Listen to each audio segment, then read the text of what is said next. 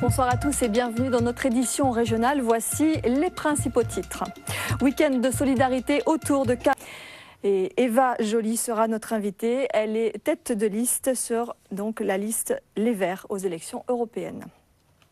Le local de Chanzy de l'association Kama a donc été vandalisé. Plusieurs fauteuils roulants handisport ont été dérobés.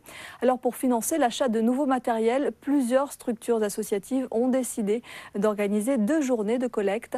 L'occasion aussi de présenter au public l'activité handisport en Guadeloupe. Le reportage à Bas-du-Fort de Sophie Pointer et Ronnie Maletti.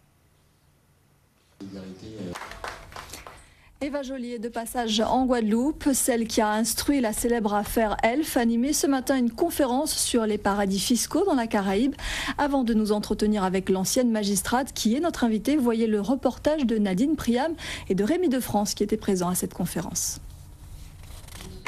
Eva Joly, bonsoir. Bonsoir. Merci beaucoup d'être avec nous. Je rappelle que vous êtes ancienne magistrate. Vous avez été révélée dans le scandale politico-financier ELF. Vous vous lancez maintenant dans la politique. Vous êtes 2e sur la liste Europe Écologie. Alors, les paradis fiscaux, la lutte contre la délinquance financière, c'est un de vos arguments de campagne. Comment comptez-vous vous y prendre très concrètement avec votre liste ? Élu, vous avez déclaré que vous souhaiteriez voir la création d'une instance de régulation des marchés européens. Oui. Selon vous, les autorités de contrôle ne jouent pas pleinement leur rôle. Alors, on a failli vous voir pour ces élections aux côtés du MoDem.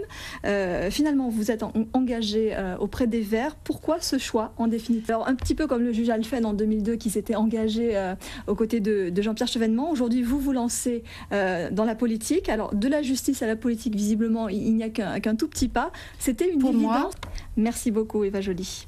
Merci. Autre liste engagée dans ces élections européennes, la liste Libertas. Elle est menée conjointement par Philippe Devilliers, le président du Mouvement pour la France, et Frédéric Nious de Chasse, Pêche, Nature et Tradition. Sa candidate pour l'Outre-mer est une Guadeloupéenne. Et pour Erika Kuttner-Perrault, cette élection est aussi un baptême en politique. Découvrons-la avec Marie Radovic et Florence Serbaille, RFO Paris. Politique toujours, le Parti communiste guadeloupéen relance l'idée d'un front guadeloupéen pour la décolonisation. Cela passe, selon le parti, par l'unité des organisations politiques de la même mouvance. Écoutez les précisions de Félix Fléma, interrogé par Emmanuel Gombeau. C'est sous une pluie battante que le premier circuit de modélisme de la Guadeloupe a été inauguré ce matin à Bémao, situé à Trioncet. Et malgré le mauvais temps, la compétition a attiré du monde, un public séduit par cette discipline spectaculaire. Près de 40 pilotes de Guadeloupe, de Martinique et de l'Hexagone se sont affrontés. Le modélisme, vous allez le voir, c'est un savant mélange de mécanique et de pilotage. Sophie Pointer et Ronnie Maletti. Les premières journées de la littérature à Saint-Martin, plusieurs écrivains antillais et sud-américains sont venus à la rencontre des écoliers, des collégiens et des lycéens de l'île du Nord. Jean-Pierre Vétois a suivi pour nous la visite d'Ernest Pépin au collège Mont des Accords à Marigot. Le commentaire est signé Eddy Golapcan.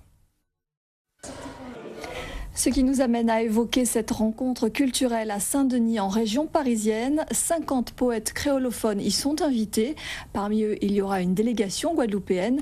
Henri Morinier en fait partie. Écoutez-le, il nous explique sa perception de la langue créole, une langue incontestablement poétique.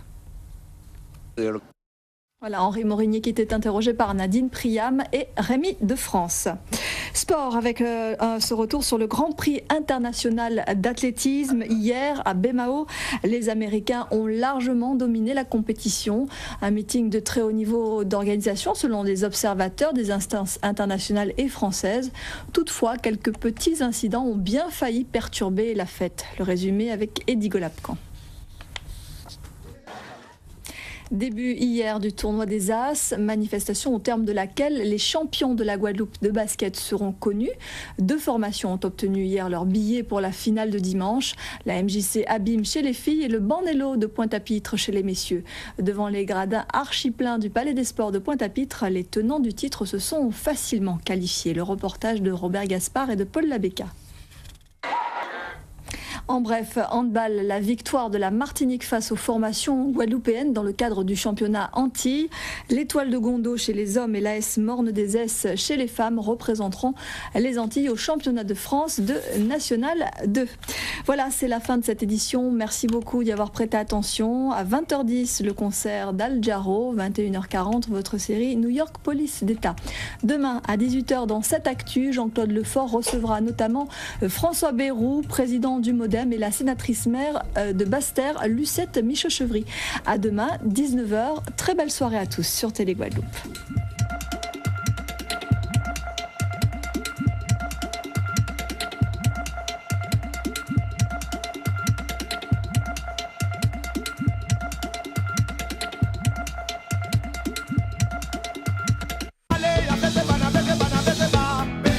Tamara Beseba, Patricia Beseba, Vanessa Beseba, Christina Beseba, Saïcha Beseba, Stefania Beseba, c'est son voyer mon Dieu.